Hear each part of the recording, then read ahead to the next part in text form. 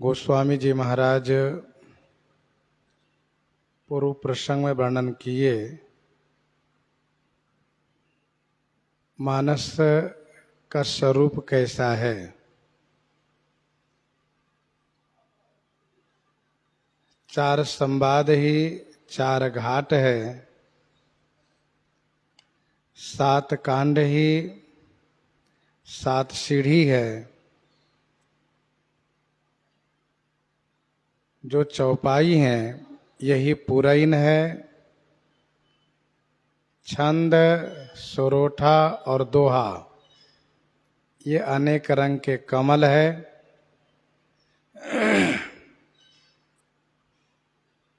पुण्य समूह यही सुंदर भंवरे के समूह है। ज्ञान, वैराग्य और विचार यही हंस है। ध्वनि काव्य, अवरेव काव्य, गुण काव्य और जाति काव्य यही बहुत प्रकार के मनोहर मीन है।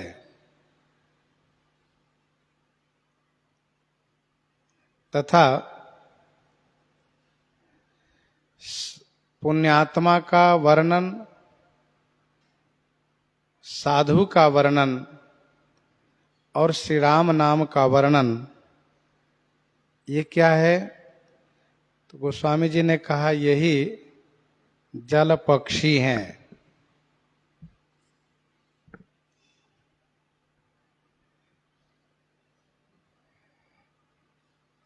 श्रीमद् रामचरितमानस जी में जहां ये वर्णन है,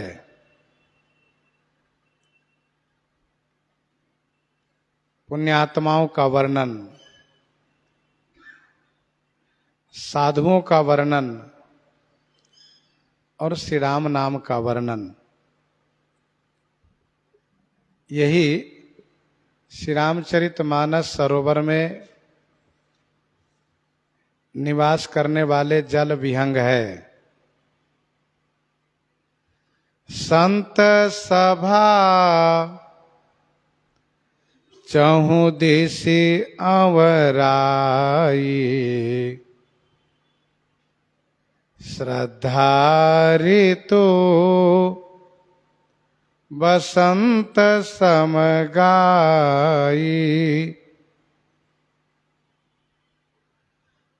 संत सभा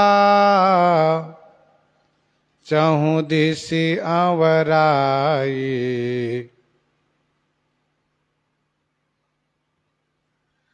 संतों की सभा यह इस सरोवर के चारों तरफ की अवराई है। अवराई माने आम के बगीचे हैं। संतों में जो श्रद्धा है यही बसंत ऋतु के समान है, जिसको गायन किया गया है।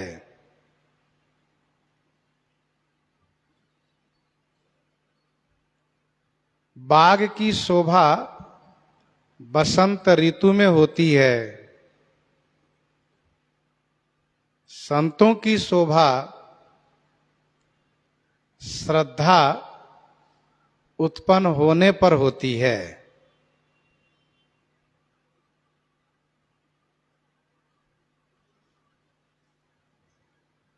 मानस जी में श्री मिथिलेश जी के बाग का वर्णन गोस्वामी जी ने किया कि भूप बाग बर देखे जाई, जहां बसंत ऋतु रही लोभाई। वह बाग अपने आप में अद्भुत है, विलक्षण है, जहां की बसंत ऋतु हमेशा लुभायमान रहती है। वैसे ही संत सभा रूपी अमराई में श्रद्धा रूपी बसंत ऋतु हमेशा लुभायमान रहती है।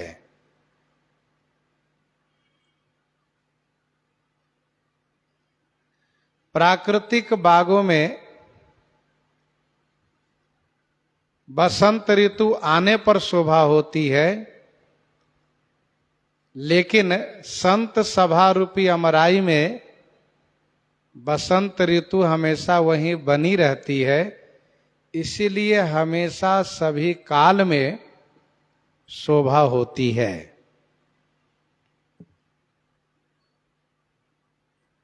श्रद्धा बिना धर्म नहीं होई। बिना श्रद्धा के धर्म हो नहीं सकता। गोस्वामी जी ने संतों की श्रद्धा को बसंत ऋतु से उपमित किया है। संतों की श्रद्धा कभी कमजोर पड़ती नहीं है। श्रद्धा हमेशा बनी रहती है संतों में।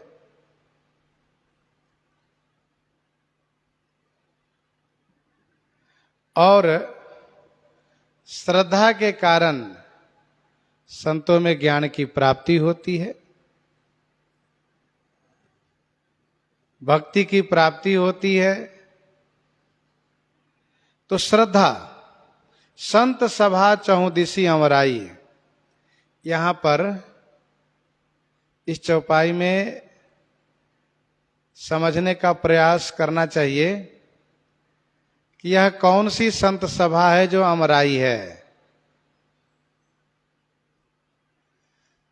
चार संवाद जो है वह तो चार घाट है।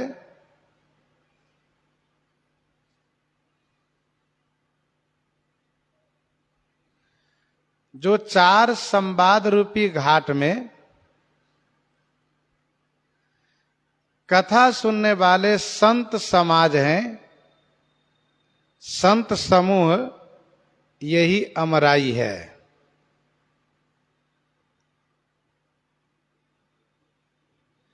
गोस्वामी जी महाराज जहां कथा कह रहे हैं वहां पर संतों का समूह है।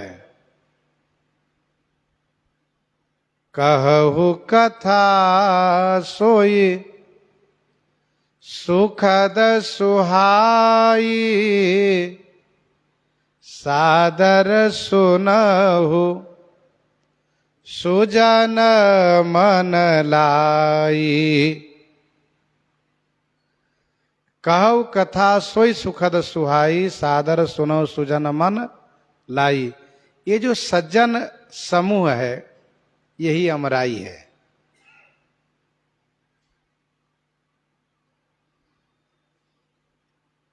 तीर्थराज प्रयाग में श्री भरद्वाज जी के आश्रम में बहुत से संत हैं।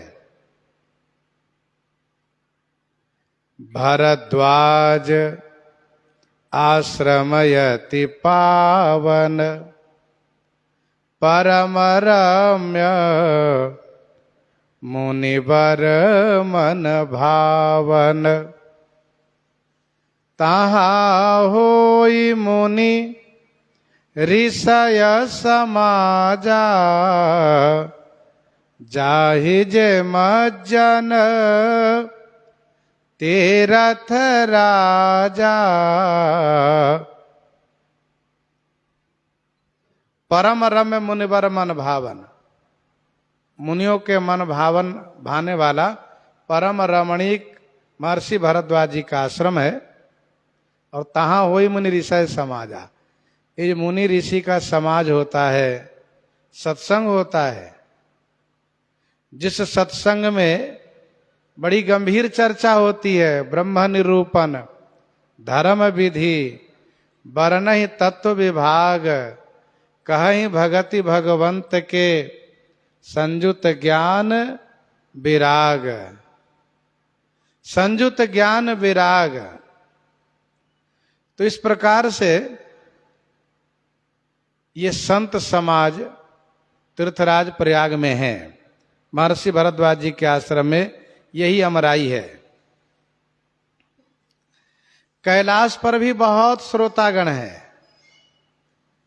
सिद्ध तपोधन जोगी जन, सिद्ध तपोधन जोगी जन, सुर के नर मुनि वृंद, बसहि तहाँ सुकृते सकल, सेवहि सेव सुख कंद, सेवहि सेव सुख कंद।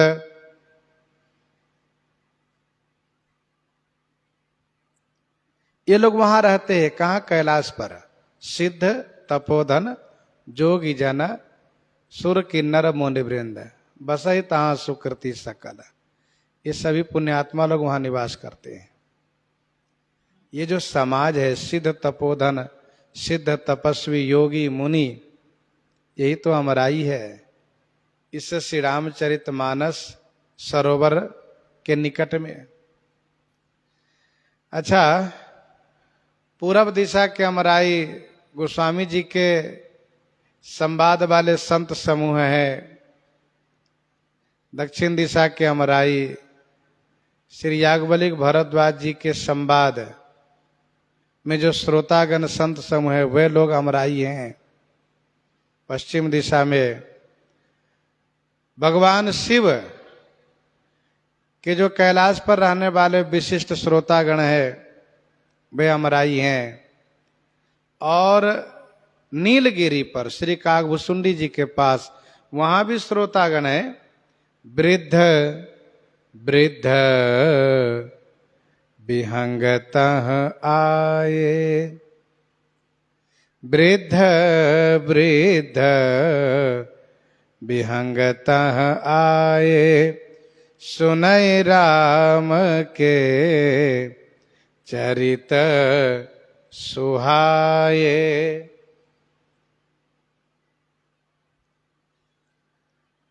ये सब श्रोतागण अमराई है। तो संत सभा चहुदिशी अमराई, श्रद्धा ऋतु बसंत समगाई। श्रद्धा ऋतु ही, श्रद्धा ही बसंत ऋतु के समान गाई गई है।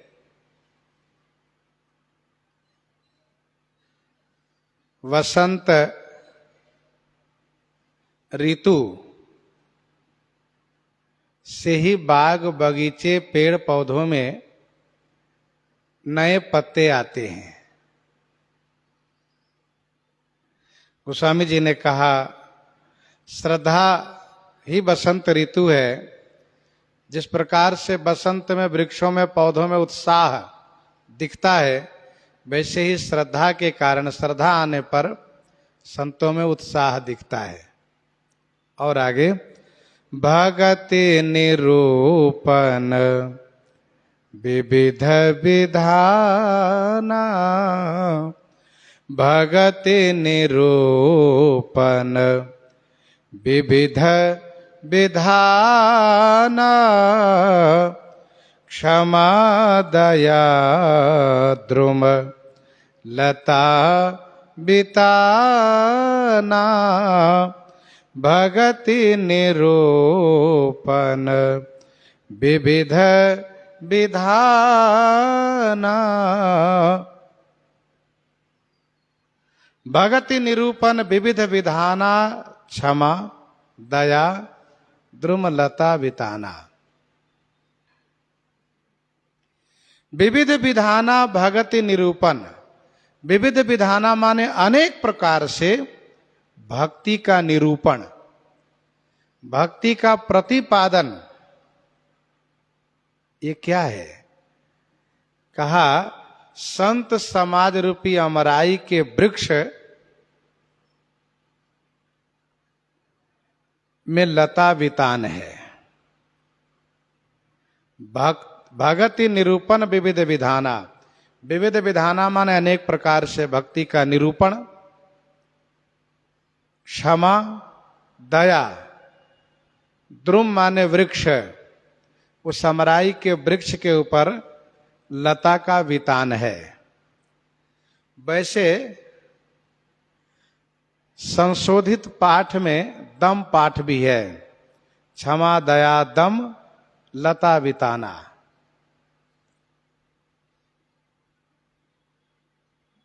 संतों ने द्रुम पाठ को भी स्वीकार किया है। भगति निरूपण विविध विधाना, अनेक प्रकार से भक्ति का निरूपण होना, प्रतिपादन होना, क्षमा का वर्णन, दया का वर्णन, और द्रुम से माने वृक्ष पर, और ये दम पाठ का अर्थ करते हैं तो दम माने इंद्रिय दमन, इंद्रियों का निग्रह। ये लता का वितान है, लता का मंडप है।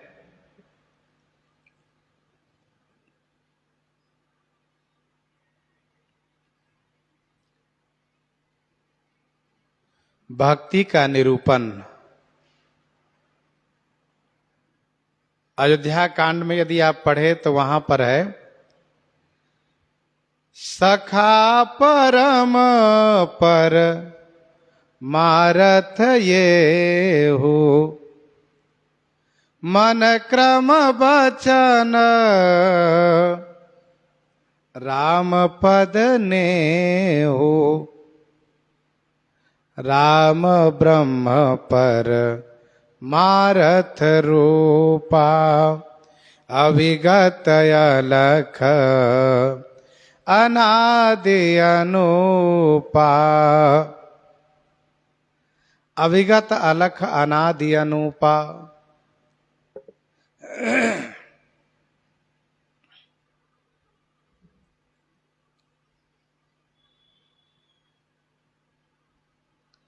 तो भगति निरूपण विविध विधाना,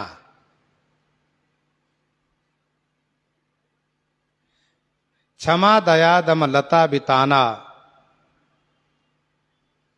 और आगे,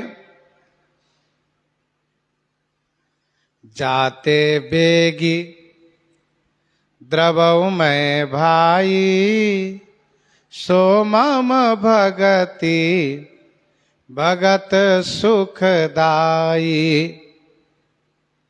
सो सुतंत्र अवलंबन आना, तेहि आधीन ज्ञान विज्ञाना। ये भक्ति का वर्णन।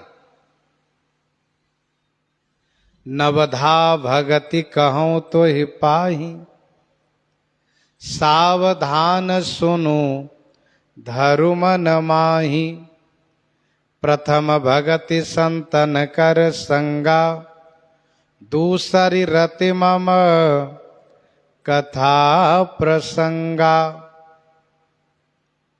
गुरुपद पंकज सेवा, तीसरी भगति अमान, चौथी भगति मम गुण गण, करहि कपट तजिगान।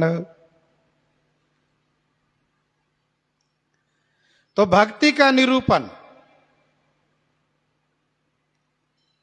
9 प्रकार के भक्ति का निरूपण अयोध्या कांड में ही महर्षि श्री वाल्मीकि जी महाराज ने भगवान श्री रामचंद्र जी को जो 14 स्थान बता रहे हैं, जिनके श्रवण समुद्र समाना, कथा तुम्हारी सुभग सरिनाना, भरहि निरंतर हो ही न पूरे, तिनके ही ये तुम कह गृह रूरे।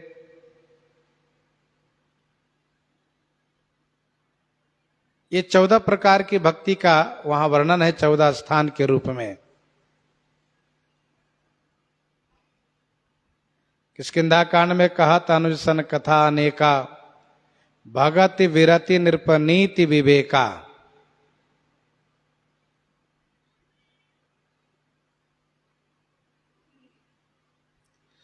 उत्तर कांड में पूर्वासियों से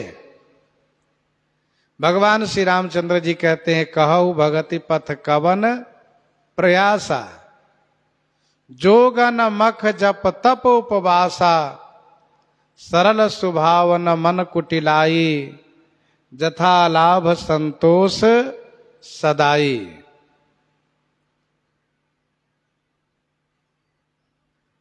तो भक्ति का प्रतिपादन, भक्ति का निरूपण,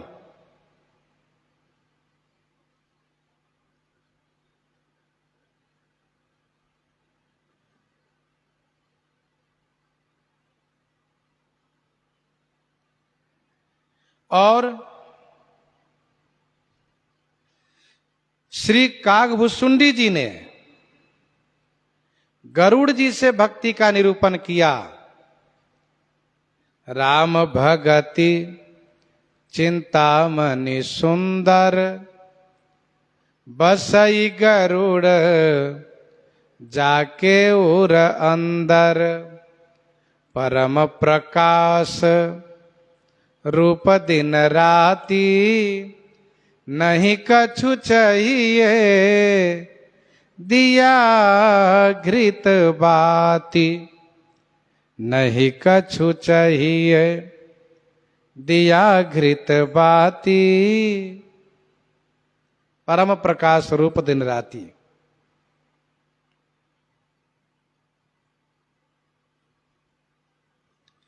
ये भक्ति का प्रतिपादन है। क्षमा दया दम, क्षमा का वर्णन। अच्छा, क्षमा किसे कहते हैं? क्षमा उसे कहते हैं कि दंड देने का सामर्थ्य होते हुए भी क्षमा कर देना, यही क्षमा कहलाता है।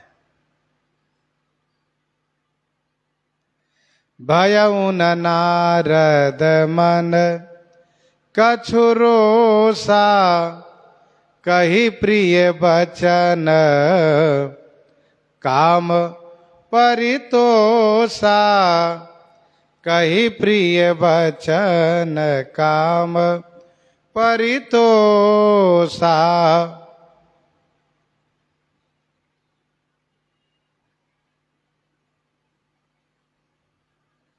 ये है क्षमा। क्षमा हो क्षमा मंदिर दो भ्राता, अनुचित बहुत कहो अज्ञाता। यह है क्षमा।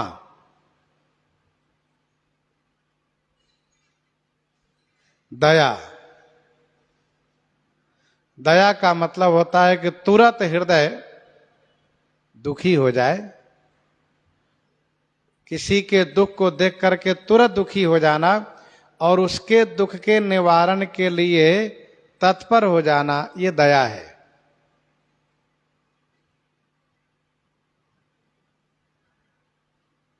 सुनि लक्ष्मण हंसी तुरत बोलाए,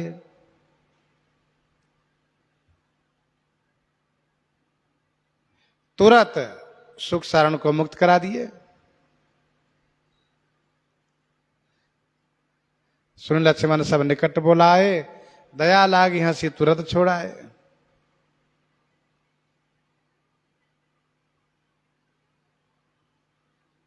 नारद देखा विकल जयंता, लागी दया कोमल चित संता।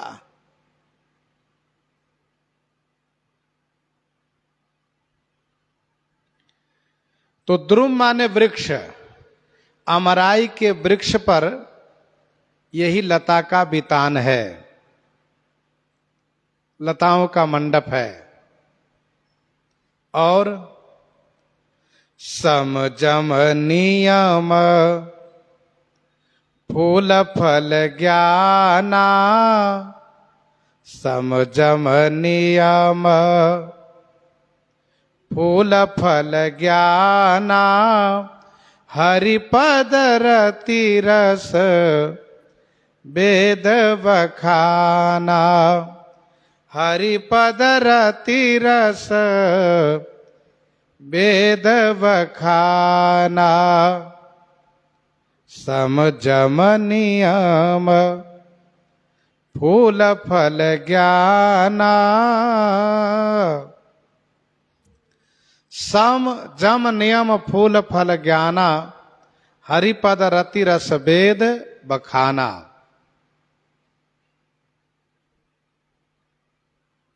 सम, सम का अर्थ होता है अंतस्थ जो इंद्रियां हैं उनको भगवान में अनुरक्त कर देना, सबको एक करके भगवान में अनुरक्त कर देना सम कहलाता है। तो अंतस्थ इंद्रियां है कौन? कहा मन बुद्धि चित्त अहंकार, ये अंतस्थ है। इन चारों को अलग अलग न रख करके एक करके, अर्थात जो मन में हो वही बुद्धि में, वही चित्त में और वही अहंकार में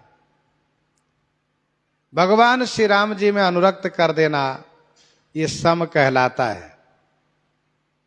जम नियम, जम नियम के संदर्भ में मनु जी ने यह कहा कि 5 प्रकार के होते हैं जम और नियम। श्रीमद् भागवत महापुराण में 12 की संख्या बताई गई है स्मृतियों में। जैसे कि जागवलिक स्मृति में लिखा है 10 प्रकार के जम नियम है। हम लोग मानस जी की कथा में प्रसंग प्रसंग पर इन तीनों की चर्चा करते हैं। याज्ञवल्क्य स्मृति में लिखा है अहिंसा सत्यमस्तेयम ब्रह्मचर्य दयार्जवम क्षमा धृति मिताहारः शुचिश्च संयमादस। अहिंसा, हिंसा न करना किसी प्रकार से। सत्य, अस्त्यम चोरी न करना। ब्रह्मचर्य, दयावान होना। अर्जवम होना, क्षमावान होना। धृति हो, मिताहार हो। ये 10 संयम है। 10 प्रकार के नियम भी है। शौचेज्या च तपोदानम, शौच हो बाहर भीतर शुद्धि। यज्ञ माने यज्ञ हो। शौचेज्या च तपोदानम स्वाध्यायोपस्थ निग्रहम व्रतोपवास मौनानि स्नानम च नियमा 10। ये 10 नियम है। तो सम जम नियम ये क्या है? कहा ये फूल है। उस अमराई में फूल है और ज्ञान फल है। हरिपद रति यही रस है। भगवान के श्री चरणों में अनुराग प्राप्त होना यही रस है। वेद बखाना, वेदों ने बखान किया है। हरिपद रति रस वेद बखाना, वेदों ने बखान किया है।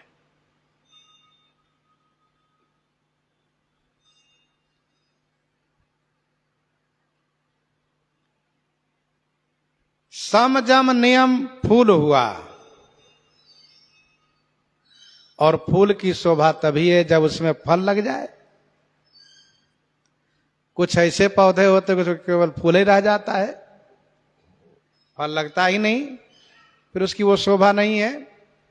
तो सम जम नियम यदि हम जीवन में किए हैं तो उसका फूल लगना चाहिए, फल लगना चाहिए। फल क्या है? कहा ज्ञान। सम जम नियम फूल है तो ज्ञान ही फल है। और फल कैसा होना चाहिए? कहा रस से भरा हो। और रस से भरा हुआ आम फल होता है। आम के समय में सभी फल फीका हो जाता है। आम का नाम ही रसाल है, रस से परिपूरित है। आम ही एक ऐसा फल है जो सबको प्रिय लगता है। कोई भी चीज एक बार मुख में लीजिए और बाहर निकालिए, फिर मुख में लेने की इच्छा नहीं होगी। लेकिन आम ऐसा है जिनको हम बार बार मुख से लेते हैं, क्योंकि वह रसाल है। तो आम रसमय है। तो यहां पर गोस्वामी जी कहते हैं, हरिपद रस रति रस वेद बखाना। श्री हरिपद में रति होना ये रस है, जो रस से परिपूरित है।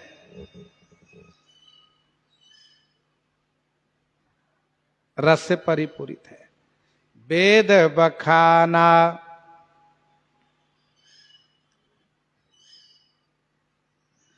भागवत जी को भी कहा गया है कि यह आम है, रसाल है।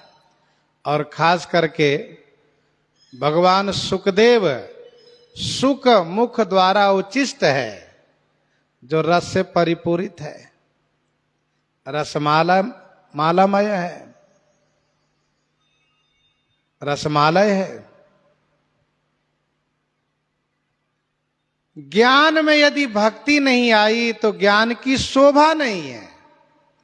सोहन राम प्रेम बिनु ज्ञानु, करन धार बिनु जिमि जल जानु, करन धार बिनु जिमि जल जानु। बिना कर्णधार के जलजान की शोभा नहीं है। श्री राम प्रेम के बिना, भक्ति के बिना ज्ञान की शोभा नहीं है।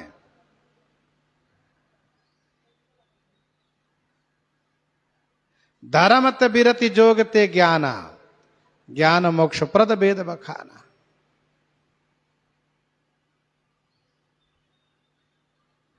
होई विवेक मोह भ्रम भागा, तब रघुनाथ चरण अनुरागा।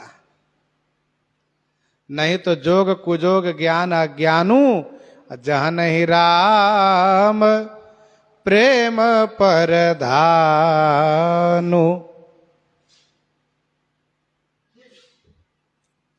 हरिपद रति रस वेद बखाना, और कथा अनेक प्रसंगा, तेई सुख पीक बहु बरन विहंगा। मानस जी में औरव कथा अनेक प्रसंगा, और भी जो अनेक कथा का प्रसंग है, और भी जो अनेक कथा के प्रसंग है। तेई सुख पीक बहु बरन विहंगा। तेई माने वे ही, बहुवर्ण माने बहुत रंग के, सुक पीक और विहंगा है। सुक तोता है, पीक माने कोयल है, विहंगा माने अनेक पक्षी हैं। श्री रामचरितमानस सरोवर में और भी जो अनेक कथा प्रसंग वर्णन है, उदाहरण के रूप में ये क्या है, कहा तोता है, कोयल है और अनेक रंग के पक्षी हैं। तेई सुख पिक बहुवर्ण विहंगा। बगीचे में कुछ पक्षियां आती है और फिर चली जाती हैं। वह वहां पर अस्थायी निवास नहीं करती है। वैसे ही श्री रामचरितमानस जी में कुछ कथाएं हैं जो उदाहरण रूप में उनका स्मरण किया गया है, और फिर इसके बाद उस कथा का वहीं पर समापन हो गया।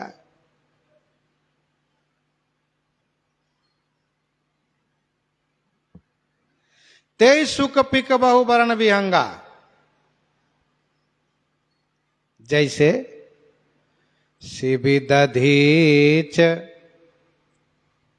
हरिश्चंद नरेसा सहे धर्म हित कोटि कलेसा।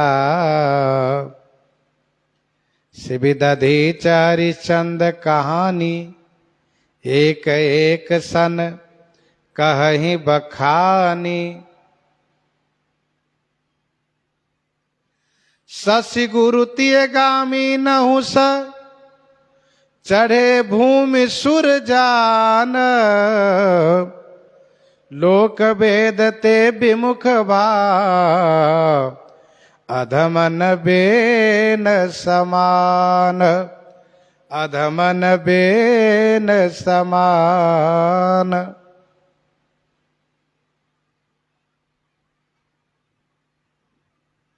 तनय जजाति ही जौवन दयौ पितु आज्ञा अघ अजसन भयौ।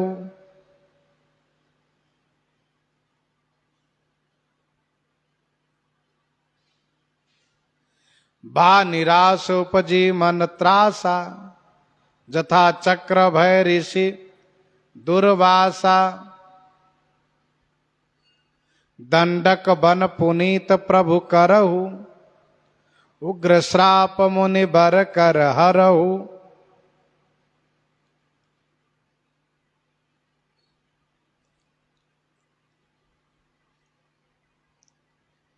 ये जो नाम लिए गए हैं महाराज शिवी, दधीची, हरिश्चंद्र, चंद्रमा, जजाति और तापस अंध साप सुधियाई श्रवण कुमार के माता पिता,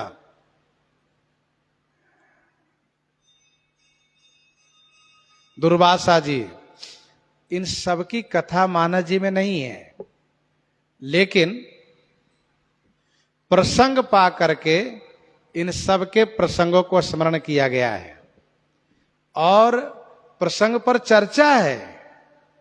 ऐसा नहीं केवल नाम ले लिया गया है, सो नहीं। शिवी दधीच हरिश्चंद्र कहानी एक एक सन कहाई बखानी, विस्तार से। तो ये सब सुख पिक बहु वरण विहंगा। एक बात और ध्यान दीजिएगा, भागवत जी से जो कथा है श्री रामचरितमानस जी में, भागवत जी से संबंधित जो कथा है यही सुक है, तोता है। श्रीमद् वाल्मीकि रामायण से संबंधित जो कथा है ये कोयल है। कुजंतम राम रामेति मधुरम मधुराक्षरम आरुह्या कविताम शाखा वंदे वाल्मीकि कोकिलम, ये कोयल है। और जो अनेक धर्मात्माओं के नाम लिए गए हैं, अनेक धर्मात्माओं की चर्चा है, यही है बहुवर्ण विहंगा के जगह महाभारत। तो सुक से भागवत, पिक से वाल्मीकि रामायण, पिक से वाल्मीकि रामायण और बहुवर्ण विहंगा से महाभारत।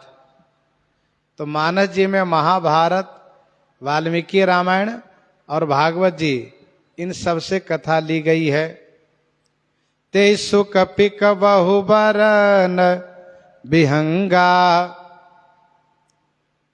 पुलक बाटिका बागवन सुख सुविहंग बिहारु माले सुमन स्नेह जल सिंचत लोचन चारु सिंचत लोचन चारु पुलक बाटिका बागवन सुख सुविहंग बिहारु।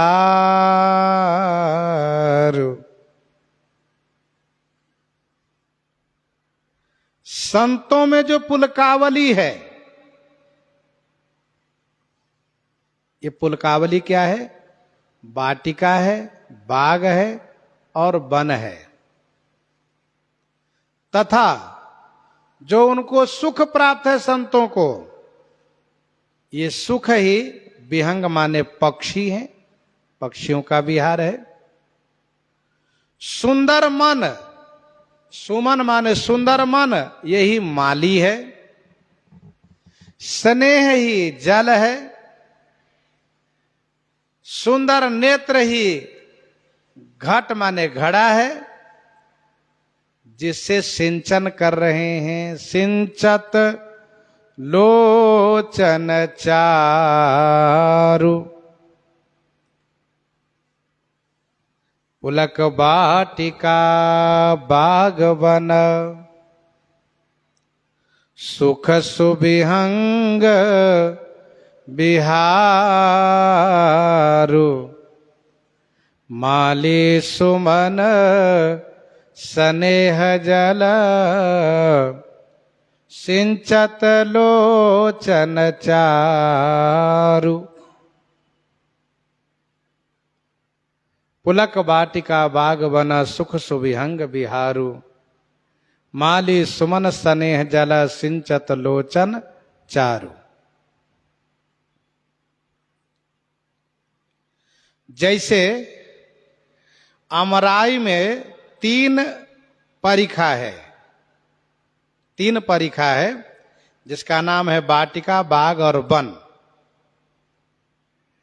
वैसे ही इस श्री रामचरितमानस सरोवर में संत सभा रूपी अमराई में भी तीन तरह की जो पुलकावली है, तीन तरह की जो पुलकावली है, यही है वाटिका, बाग और वन। यही है वाटिका, बाग और वन है।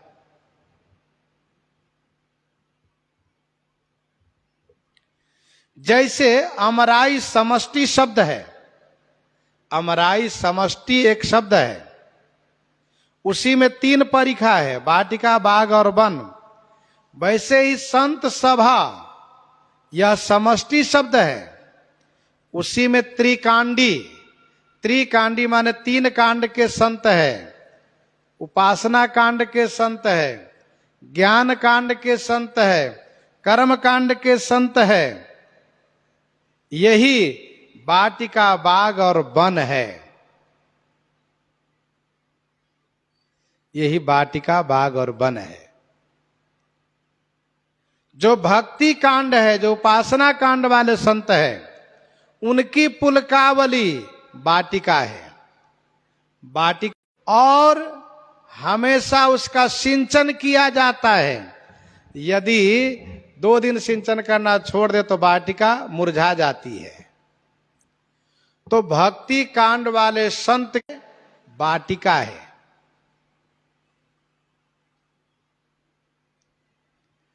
और फुलबारी में सब दिन जल देना पड़ता है, सब दिन पानी देना चाहिए, सब दिन जल की नहर लगी रहती है।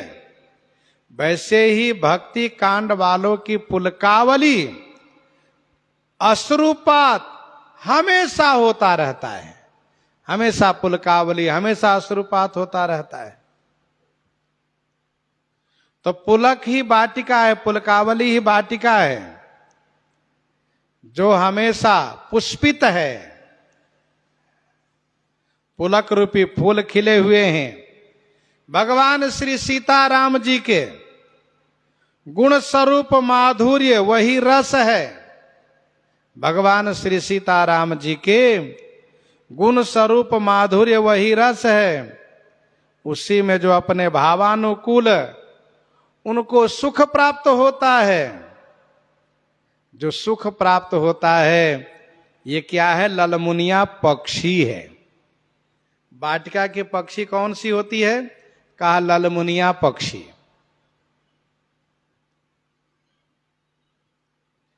जो हमेशा उसमें विहार करती रहती है पक्षी।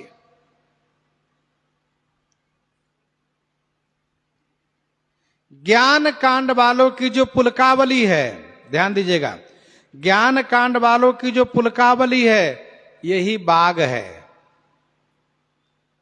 बाग की सिंचाई कभी कभी की जाती है। जब फल लगने का समय आता है तब बाग की सिंचाई की जाती है। 6 महीने में, वर्ष में एक बार सिंचाई की जाती है। वैसे ज्ञान कांड वालों में पुलकावली कभी कभी होती है। भक्ति कांड वालों की पुलकावली हमेशा होती है, हमेशा उनको प्रेमाश्रु बहता रहता है। लेकिन ज्ञान कांड वालों की पुलकावली कभी कभी होती है, कभी कभी प्रेमाश्रु आ जाता है। उसमें जीवन मुक्त फल है, ब्रह्मानंद रस है। जीवन मुक्त फल है, ब्रह्मानंद रस है। अपनी बुद्धि के अनुकूल जो सुख हुआ वही तोता आदि पक्षी है, तोता आदि पक्षी है जो ब्रह्मानंद में विहरते हैं। और जो कर्मकांडी महात्मा है, और जो कर्मकांडी महात्मा है, कर्मकांडियों की पुलकावली ये वन है। कर्मकांडियों की पुलकावली यह वन है। वन को कोई सींचने नहीं जाता है, भगवान के भरोसे है। जब वर्षा होगी तब वन का सिंचन होता है। वैसे ही कर्मकांडी की पुलकावली कभी हो जाती है, वो दैवाधीन है। उसमें अर्थ धर्म काम उत्तम मध्यम निकृष्ट फल लगे हैं। अर्थ धर्म काम उत्तम निकृष्ट, उत्तम मध्यम निकृष्ट फल लगे हैं। और अहंकार पूर्वक जो सुख होता है वही बाज आदि पक्षी है। वन के पक्षी बाज आदि है जो फलों के भोग रूपी रस को ग्रहण करते हैं। पुलक वाटिका बाग वन सुख सुविहंग बिहारु। पुलक वाटिका बाग वन सुख सुविहंग बिहारु। संतों की पुलकावली यही वाटिका बाग वन है। सुख ही सुंदर पक्षी का बिहार है। जैसे और भी जगह इसे वर्णन किया गया है।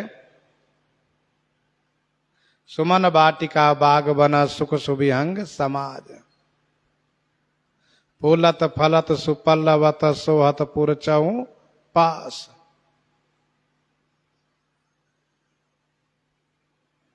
तो यहां पर भी वाटिका बाग और वन का वर्णन किया गया। वाटिका से बाग बड़ा, बाग से वन बड़ा होता है। माली सुमन,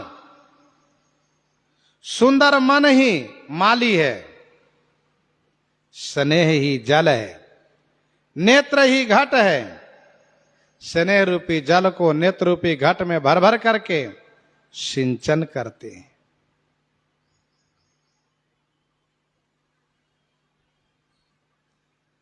माली सुमन स्नेह जल सिंचत लोचन चारु।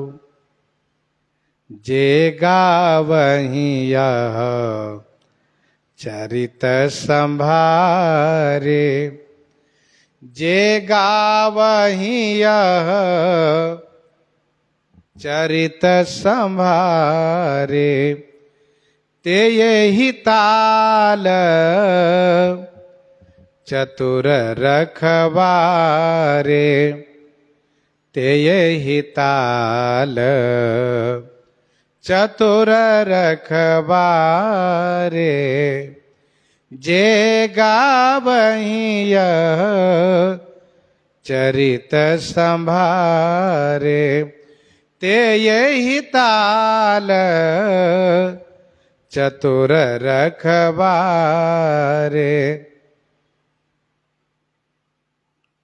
जे गावहि यह चरित संभारे। जे माने जो कोई, यह चरित माने इस चरित को संभाल पूर्वक गायन करते हैं। ते माने वह चतुर, यही ताल माने इस तालाब के, इस सरोवर के चतुर रखवाले हैं। वे ही इस तालाब के चतुर रखवाले हैं। जे गावहीं यह चरित संभारे, ते यही ताल चतुर रखवारे। यह श्री रामचरित मानस रूपी सरोवर स्वरूपतः सुंदर है। स्वरूपतः सुंदर है। इसके अंदर कोई कचरा नहीं, कोई गंदगी नहीं है। बाहर से कोई गंदगी ना डाले, बाहर से कोई कचरा ना डाले, इसीलिए इस सरोवर के रक्षक हैं।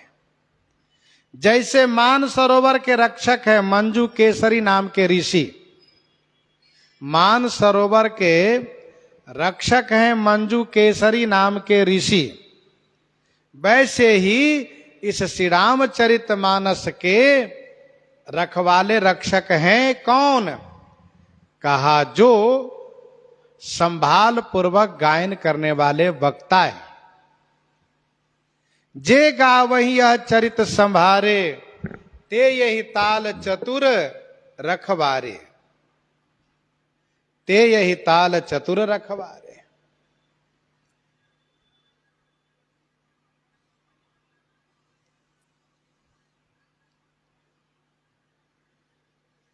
मानस जी की चौपाइयों को, दोहों को, सरोठों को अर्थ संभाल पूर्वक करना चाहिए।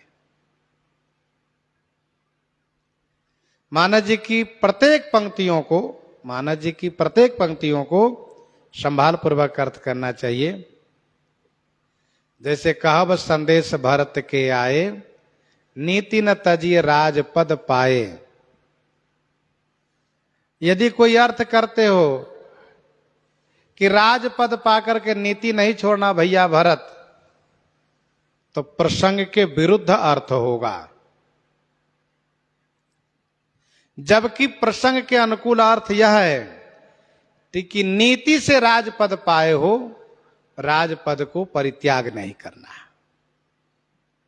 अर्थात नीति सम्मत है। वेद विदित सम्मत सब ही का, जय पितुदेश पावई टीका। इसलिए राजपद को स्वीकार करना भैया भरत, ये श्री राम जी का संदेश है।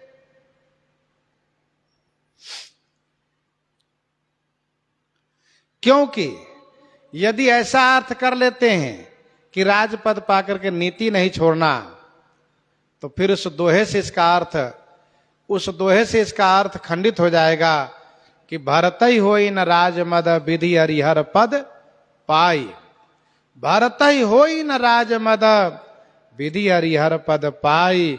कबहू की काजी सी करनी क्षीर सिंधु बिन साई। क्षीर सिंधु बिन साई।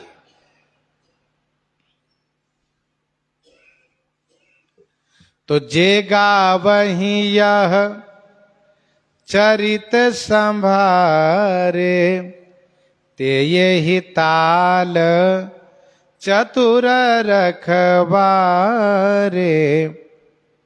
वही इस तालाब के चतुर रखवाले हैं। मानस जी की चौपाइयों को देख करके कुछ लोगों को लगता है तो बिल्कुल सीधा है, लेकिन यदि कहीं अर्थ सुनाइए तब वे परेशान होने लगते हैं। थोड़ी और गहराई में जाइए कि यह चौपाई किस संवाद के अंतर्गत है, ये भी बताना बड़ा कठिन हो जाएगा। अच्छा, चौपाई का अभिप्राय क्या है यह बताइए। तो कहने का भाव यह है कि संभाल पूर्वक। संभाल पूर्वक का मतलब यह हुआ कि अर्थ वही करना चाहिए जिससे कि उस अर्थ का विरोध पूर्व और उत्तर से न हो, अर्थात पीछे से और आगे से जिसका विरोध न हो, यह अर्थ होना चाहिए।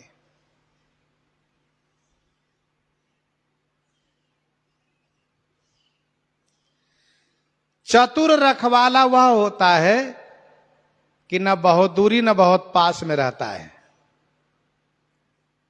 न बहुत दूर पर हो न बहुत पास में हो। कछुक दूरी सजीबान सरासन, जागन लागे बैठी विरासन। ये रखवाली का मतलब होता है। बिल्कुल पास हो, पता चला कि बिल्कुल हमला हो गया, हम कुछ कर ही नहीं पाए। बहुत दूर है, जब तक आवाज लगावे तब तक यहां बात बिगड़ गई। इसलिए ना बहुत दूर ना बहुत पास। इस तालाब में कोई गंदगी ना डाले, अर्थात कोई छेपक ना मिला दे, अथवा कोई अर्थ की जगह अनर्थ न कर दे, गलत अर्थ न कर दे। ये रखवालों की जिम्मेदारी होती है। अच्छा, पहले ऐसा हुआ करता था कि अर्थ करने में लोग घबराते थे, डरते थे कि संत महापुरुष तो डांट देंगे। अब भी बहुत ऐसे लोग हैं जो घबराते हैं, और बाकी लोग व्यवहारिकता को ध्यान में रखते हुए घबराते नहीं, जो मन में आया वही अर्थ कर देते हैं।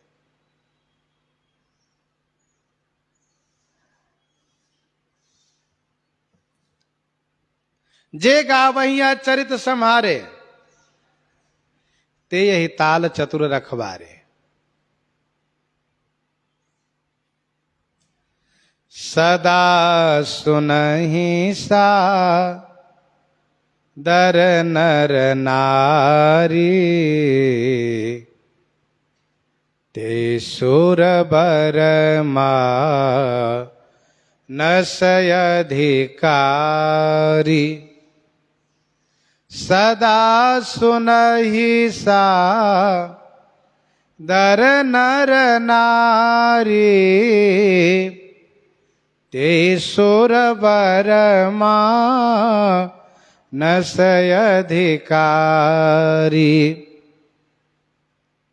सदा सुनहि सादर नर नारी। नर नारी सदा एवं सादर सुनहि। जो नर नारी, सदा माने हमेशा, सादर माने आदर पूर्वक श्रवण करते हैं, ते सुर बर्मा नसय अधिकारी। ते माने वे ही सुरबर माने श्रेष्ठ देवता हैं, और वे श्री राम चरित रूपी मान सरोवर के अधिकारी हैं। ये अधिकारी हैं कौन? कहा जो नर नारी आदर के साथ हमेशा श्रवण करते हैं, वे ही तो इस मानस के अधिकारी हैं और श्रेष्ठ देवता है। अच्छा, श्रोता सुरवर है, श्रेष्ठ देवता है। वक्ता से श्रोता अधिक है, क्योंकि वक्ता रक्षक है और श्रोता अधिकारी है। सदा माने हमेशा श्रवण करते हैं। जैसे भोजन हम हमेशा करते हैं नियम पूर्वक, प्रातः स्नान आदि नियम हुआ कि भाई कुछ होना चाहिए खाने पीने के लिए। मध्याह्न काल में भी भाई जरूर राजभोग होना चाहिए। संध्या काल में भी कैसे काम चलेगा?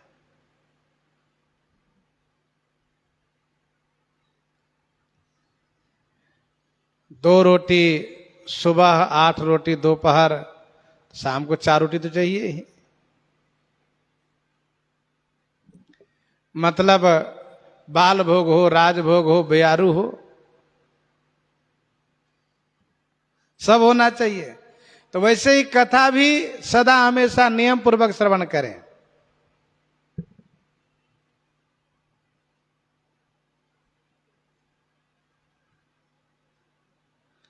प्रातः काल मानस जी में वर्णन है, प्रातः काल सरजू करी मज्जन, बैठे सभा संग द्विज सज्जन, अब वेद पुराण वशिष्ठ बखान नहीं, सुनहि राम यद्यपि सब जानहि। प्रातः काल की कथा है। मध्याह्न काल की कथा, करि भोजन मुनिवर विज्ञानी करी भोजन मुनिवर विज्ञानी लगे कहन कछु कथा पुरानी लगे कहन कछु कथा पुरानी।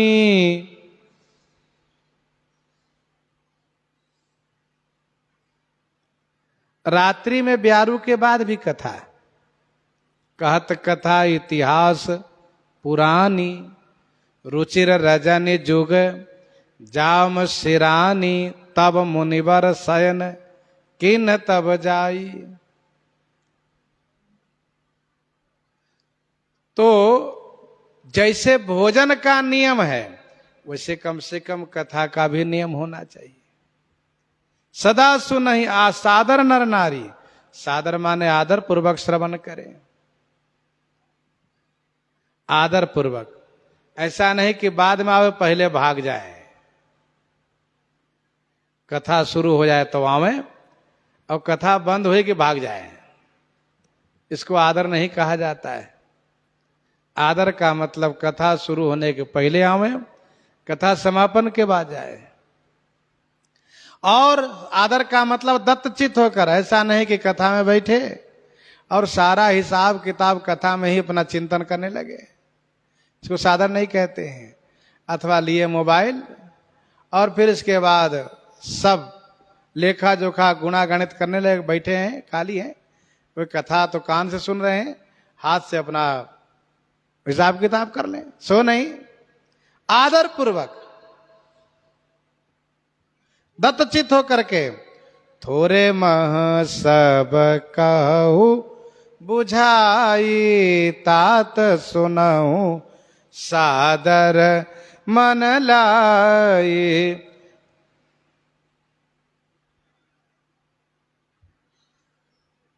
सुनऊ तात मति मन चितलाई, थोरे मह सब कहो बुझाए। तो सदा सुनहि सादर नर नारी ते सुरवर मानस अधिकारी। गोस्वामी जी महाराज वक्ता और श्रोता इन दोनों के बारे में वर्णन कर रहे हैं। प्रसंग को हम आप यहीं पर हृदयांगम करते हैं। आइए श्रवण करते हैं श्री भक्तमाल जी से।